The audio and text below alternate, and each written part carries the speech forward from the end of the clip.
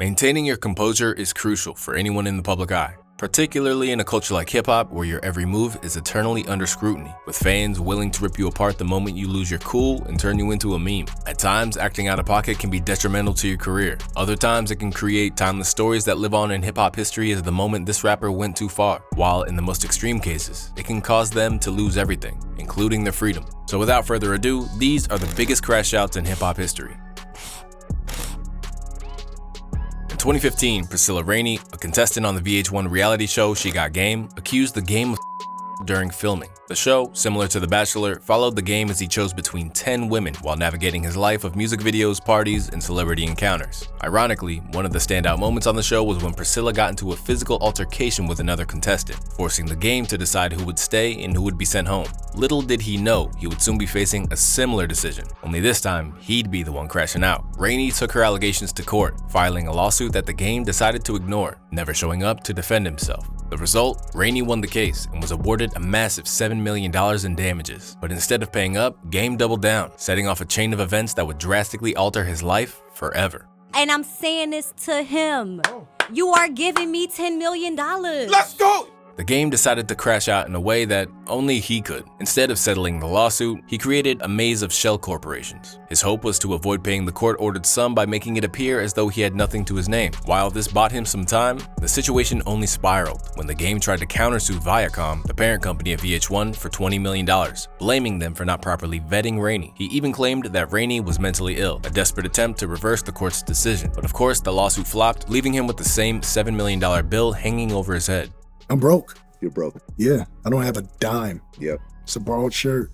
Yeah. Borrowed glasses. All the cars are someone else's. And it all could have been avoided. When the original lawsuit was served, the game had a chance to fight it or settle, probably for a fraction of what it ended up costing him. His manager, Wack 100, reportedly begged him to attend the court hearing, but the game declined, citing a dentist appointment. Yes, a dentist appointment. By refusing to show up, the judge ruled by default in Rainey's favor. Today, Rainey holds a legal judgment that entitles her to seize nearly everything the game owns. From his streaming revenue to his touring deals, she has the legal right to garnish any asset in his name. This has even led to the game no longer owning property in his name, with his mansion reportedly now in Wack 100's name. And any big purchases are likely off limits due to the looming debt. This is a textbook example of crashing out. A single misstep, or in this case, a missed court date, led to life-altering consequences. But for our next case study, we'll see how one of the game's long-standing enemies let his vengeful, spiteful ways get the best of him and wound up carving a path towards bankruptcy court. You know what really pisses me off about the TikTok ban? One of the main justifications that the Supreme Court cited was TikTok's vast collection of its users' data. Basically, they're concerned that TikTok is sharing your age, location, and phone number, etc. with the Chinese government. They literally banned the most popular social network in the world to protect you. Right.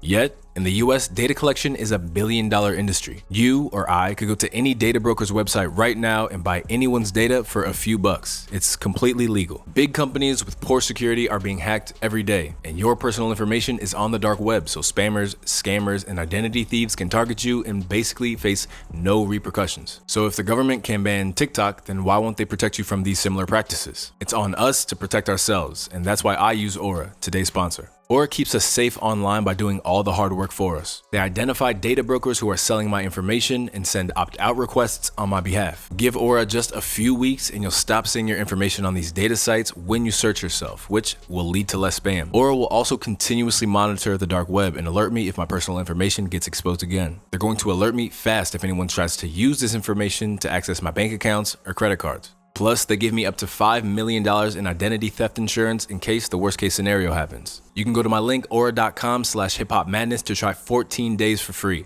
That will be enough time for Aura to find out if any of your personal data is exposed. Got that? All right, let's get back to the video. One of the biggest crash outs in hip-hop history has to be the moment 50 Cent walked out with a bankruptcy filing after a reckless move that cost him millions. The beef between 50 and Rick Ross started out as a typical rap rivalry. Along the way, the ever-devious Curtis Jackson decided to delve into the past of his rival, making it his mission to expose his history as a prison officer. Well, I can already see from here, from where I'm at, this a total fraud. You're gonna really understand how resourceful I am, and you're gonna see what happens when someone comes from the environment and absorbs all of the new information. The smear campaign was so extensive that he even made a cartoon mocking his past as a CO. Eventually, however, in typical 50 fashion, things took a turn when he got one of Ross's baby mamas involved to clarify that he truly had been on the other side of the law than what he betrayed. Let me ask you a question. Did you know Rick while he was working in law enforcement?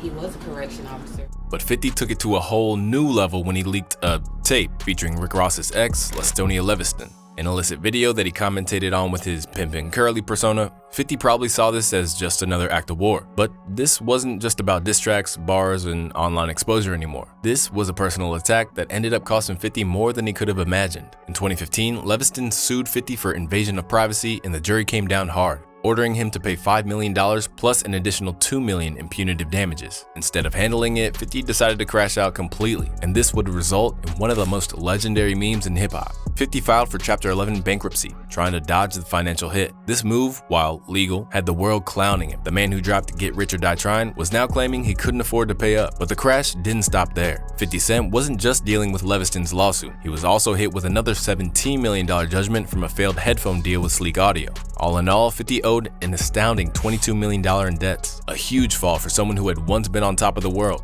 What made this crash out even worse was that while 50 was filing for bankruptcy, he was still flaunting stacks of cash on social media. It was like he couldn't stop himself from playing into the image, even while his finances were in shambles. The courts didn't buy the act either, hauling him back in to explain himself multiple times. In the end, 50 did manage to settle his debts by 2017, but not without damaging his public image. In the process, he even attempted to countersue Rick Ross to recoup some of his losses, only for it to be thrown out of court. Although I have no ill will towards Curtis personally, I believe he truly dislikes me, Ross wrote in an attempt to draw the line under the beef. It is obvious that Curtis and I have had our beef over the years, but enough is enough. From being one of the richest rappers in the game to filing bankruptcy, 50 Cent's reckless move of leaking the tape and refusing to pay up showed that even the most calculated hustlers can crash out in spectacular fashion. But speaking of cracking jokes, our next crash out is one that spawned a million memes. Back in 2016, Joe Budden was just beginning his journey into hip-hop media. At the time, he was still an active rapper, and the show that would become the legendary Joe Budden podcast was still known as I'll Name This Podcast Later. The content was much the same, with Joe dispensing his opinions about what's going on in rap. But what he didn't know was that delivering his opinions on the Drake record Views would lead to not only a high-profile beef between them, but one of the most comical crash-outs in hip-hop history. It started with his claims that Drake's latest record, Views, was underwhelming. I think that kid on that album that I heard sounds real uninspired. I miss the Drake that starts the waves, not hops on other waves. And I'll say it again. I miss Drake that pushes the agenda. As the word spread, a leaked reference track of Drake and French Montana's No Shopping revealed that Drizzy was intending to fire back by alluding to Joe's infamous early 2000s smash single, spitting, "She got a good head on her, but I pump it up. I'm not a one-hit wonder, they all know my stuff. You let me turn into the that you almost was." This, of course, lit a fire under Joe, with Budden releasing 2 diss tracks and making and Woke before Drake and French even officially dropped the track. Try as he might to act like he wasn't bothered, Joe let this slight from Drizzy linger on his mind to the point that it enraged him. Drake is texting, they're sending the record around, so now I hear what is said. Whoa, now I'm hurt. I am hurt. I'm appalled that who know my pen game. He know I don't play. He know I don't care about none of that fame, success, attention, none of that. He know what I do. When someone doesn't properly deal with their anger, then it might come out in crazy ways. But even then, no one quite expected for Joe to lose his mind like he did when some Drake fans decided to pull up to his crib. What followed was one of the most bizarre chase scenes in hip-hop history. You literally couldn't make this up. Budden, dressed in a worn-out t-shirt with a hole in it and flip-flops, took off after the OVO fans, creating an unforgettable moment in rap lore. Apparently, this went on for the rest of the day, with Joe miraculously catching up to them and hitting their car windows with his rocks. Later, Joe even revealed that he wanted to put hands on what appeared to be little more than kids. And because I'm super petty in my head and had absolutely nothing better to do on a Sunday, I said, I'm gonna catch one of them and I'm gonna bring them in here and I'm gonna beat they Right. As it turns out, these attackers were 16 years old, and as opposed to getting his gun as he briefly contemplated, the deranged, then slaughterhouse member decided to go to their house and snitch to their parents. The whole thing was super bizarre, leading to endless memes. But above all, this story should serve as a stern warning to other rappers as to why you can't let a little online feud get under your skin to that extent. Because if you're not careful, you might wind up looking as feral as Joe Budden in his t-shirt, threatening to kill teenage Drake stans. But for our next crash out, beef wasn't really the catalyst for a catastrophic downfall. Instead, it was a man with superstar potential who continually got in his own way. In 2019, DaBaby burst onto the rap scene, dominating the airwaves with an infectious flow and hit after hit. Fans simply couldn't get enough. His track Rockstar shot straight to the top of the Billboard charts, and he even found his way onto Dua Lipa's smash single Levitating, which now boasts over 2 billion streams. At that point, it seems like DaBaby could do no wrong. He was one of the biggest rappers out, and surely his music would overshadow any minor slip-ups, right? Wrong. DaBaby's rise to fame has been marred by a string of violent incidents, questionable decisions, and reckless behavior that have overshadowed his talent. His public, quote-unquote, crash out began as early as 2018 when, in November, he unalived a 19-year-old man in a North Carolina Walmart. While DaBaby claimed self-defense and charges were eventually dropped, this marked the beginning of a pattern that would continue to unfold over the next few years. By 2020, DaBaby's controversies only grew more frequent. In December, footage surfaced showing him allegedly a property owner in Los Angeles during a music video shoot. Then there was the infamous Gucci store incident, which saw a clout chaser antagonize him.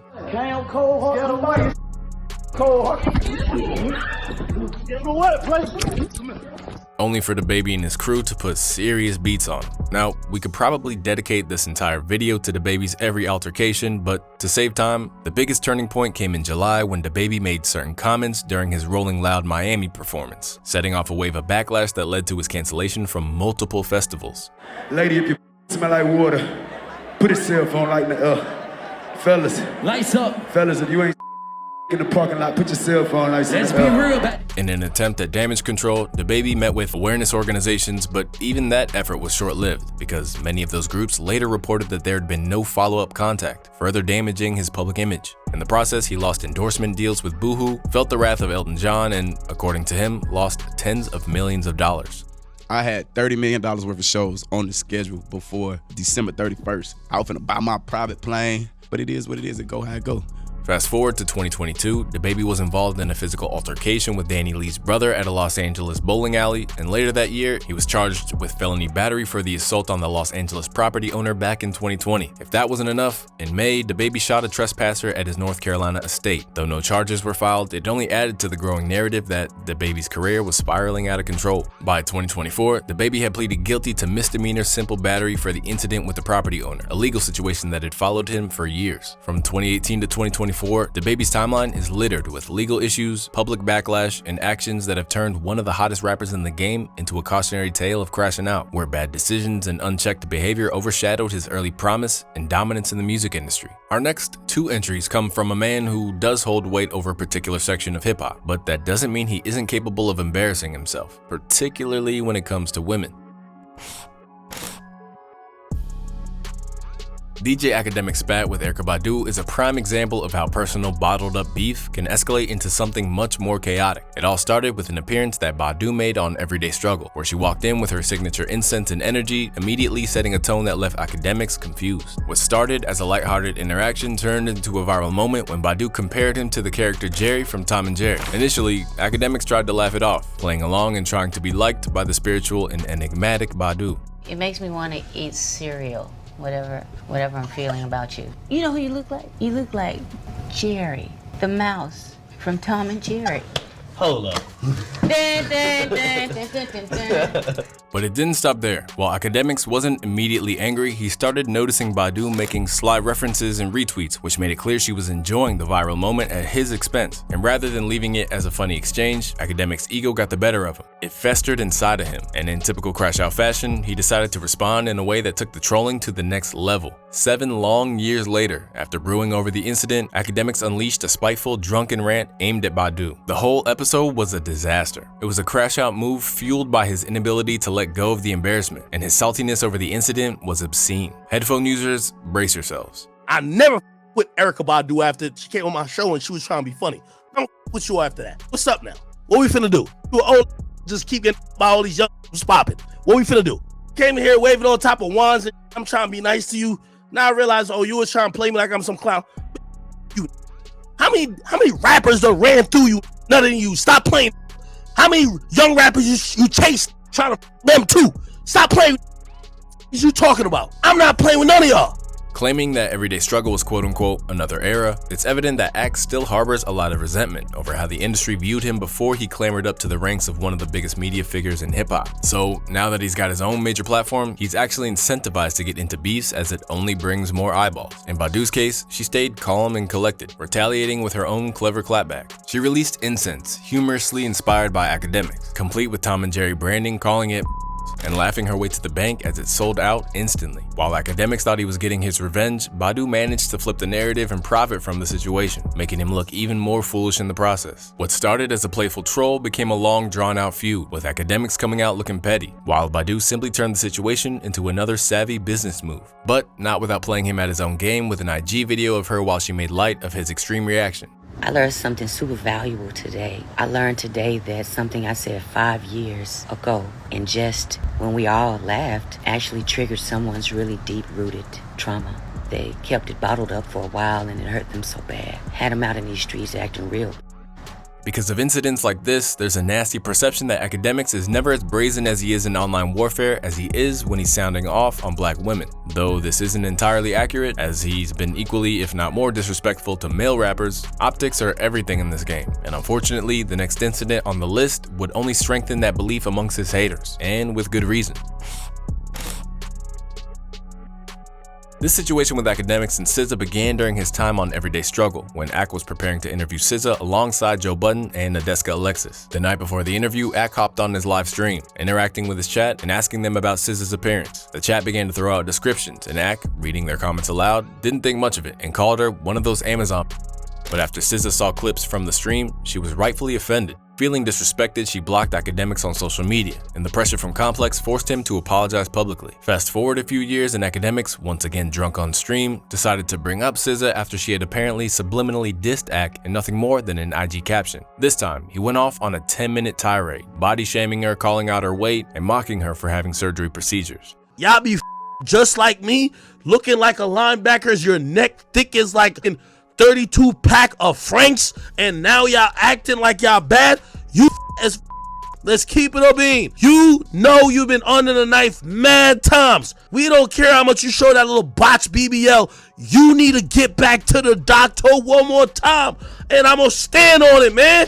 It was a full-blown crash-out moment for Akademiks. His pettiness and anger took over and he couldn't let it go. The insults were harsh and out of line, and it wasn't long before this came back to bite him. When Drake was recording with SZA for their collaboration, he allegedly had to step in. Knowing how much SZA was shaken by Akademiks' comment and that TDE's Punch had already tried to rectify the situation, Drake reached out to Ak and asked him to apologize to SZA. And given Akademiks' perpetual glazing of Drake, it's no surprise he fell in line. The goal was simple, to get SZA in the right headspace for her feature on his upcoming track. This showed just how much Ak's crash out affected SZA, to the point that even Drake had to intervene to smooth things over and ensure a solid performance from her. Akademiks' reckless behavior not only put him in a bad light, but also required one of the biggest names in the industry to clean up his mess, showing once again how a crash out moment can spiral out of control, impacting both personal and professional relationships. But sometimes a moment of brashness can have far more dangerous connotations, threatening to turn an already volatile situation into something deadly.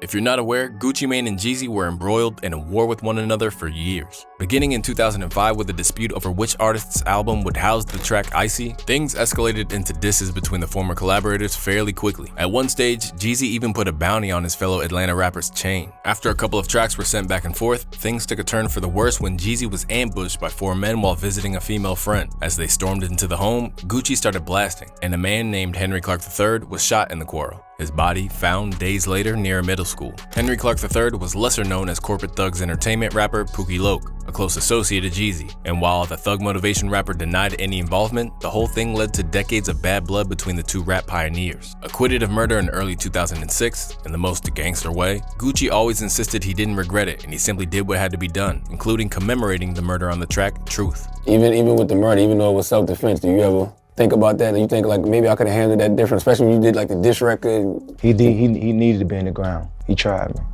Somehow, they managed to broker enough of a truce to square off in a verses against one another. But it turns out, Guwap wasn't done, and during the showdown, he still openly dissed Pookie right to Jeezy's face. Not once, but several times. Go dig your partner up there, he can't say put that in the dirt. I tell you what, smoking on Pookie Loc tonight. With Guwap and Jeezy in close proximity for the first time in years, things really could have gone left. In hindsight, they're lucky that hands weren't thrown on IG Live and cooler heads prevailed. But that isn't always the case, as some infamous incidents have been caught on camera for the whole world to see. A little while ago, a Miami rapper emerged by the name of Stitches, a brash, extensively tattooed MC whose career was built around his reputation as a dealer. Stitches knew that beef was the fast track to fame in hip-hop. So he started to cast the net for major artists to squabble with, and before long he found one in the game. Now, if you know anything about Jayceon Taylor, that's one man who's never shied away from confrontation. And once the barbs started flying back and forth, it didn't take long for things to get a little crazy, particularly as Stitches continually provoked and taunted him online. The game. Yeah, that should be your name. TMI gang, that's my squad. I make a phone call and I you and your dog. I get a green light to shoot you at the red light. Wop, that's a bad night. This would all come to a head when Game slid through Stitches' native Miami. After claiming he was looking for Game, Stitches pulled up at his request to Club Story, where things got out of hand. Soon, Wack 100 had to take one for the team to safeguard Game from potentially going back to jail and teed off on Stitches, setting him to the ground like a lumberjack does a tree. Although this was a real L for Stitches after an attempt to make his name off an established MC, he ultimately believed, at the time at least, that getting knocked out on camera was beneficial to his career. At the end of the day, I don't like that much. But I could thank him too. He's helped me a little bit. My record sales going up, my views going up, so at the end of the day, there's a lot of negative, but there's a lot of positive to it too. But it's clear that any upside Stitches saw from it was short-lived, because the last we heard from him until recently was in 2022 when he was arrested on gun charges. Now he's back out after posting bond, but these days, he's essentially unrecognizable save for his signature tattoos. But if you thought that was bad, nothing compares to our final and most emphatic crash out on the list. A man who provided endless entertainment and drama in 2024, even if it was at the expense of his credibility. Unless you've been living under a very large rock, you'll be well aware by now of the beef between Kendrick and Drake. We won't labout that side story, but after trading bars, Drake was resoundingly defeated. And for a lot of people who'd always preyed on his downfall, it was a time for celebration. Still, even with all of the ultimately unproven allegations swirling around him, there was plenty of ground for him to come back like nothing happened. After all, he was still the commercial king of hip-hop. But it's since become clear that this was just one L too many for Drake, because he hasn't put a foot right since. Now, it's been one haphazard move after another. After releasing a series of weird tracks including his baffling feature on Wagwan Delilah, Drake has struggled to regain his footing. But even then, it was looking salvageable, until he crashed out in a way that would get him clowned by the entire culture. Toward the end of 2024, it was revealed that Drake was suing UMG, accusing the label of artificially boosting streams of Kendrick Lamar's diss track, Not Like Us. According to his complaint, UMG conspired with and paid currently unknown parties to use quote-unquote bots to artificially inflate the spread of Not Like Us and deceive consumers into believing the song was more popular than it was. From there, he claimed that online sources reported that when users asked Siri to play songs by Drake, Siri instead played Not Like Us, which contains the lyric certified you know what. In response, UMG quote-unquote pointed the finger at Kendrick and insisted that Drake should sue who he really wants to sue. But however that plays out, suing over a diss record is the least hip-hop thing you could do. And now, both those who've longed for Drake's downfall and others who used to play the fence feel that this might be irreparable. Now, taking aim at a song which many people generally saw as the anthem of the summer, his claims that the numbers were somehow inflated were obviously seen as baseless when you consider how tangibly big the track was. And to make matters worse for Drake, it seems all the more absurd when he's been one of the biggest beneficiaries of the industry and DSPs pushing him to the moon. Remember, this was the same guy whose Scorpion album was so inescapable on Spotify that people demanded refunds after he virtually took over every playlist. In essence, this means that he's now lashing out at the same hierarchy that Kanye claimed had once guided Drake's career.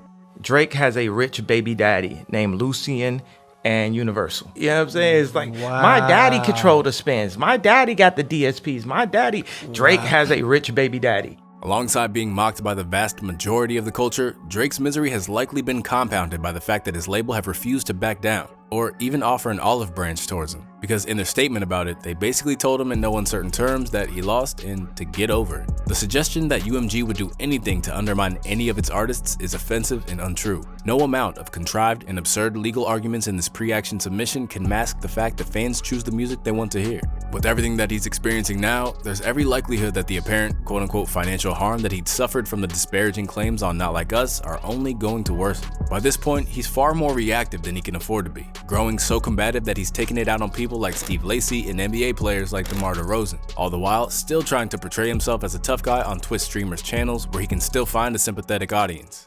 I'm here, as you can see, fully intact, mind, body, and soul, in case you were wondering, right? And so you need facts to take me out. Fairy tales won't do it.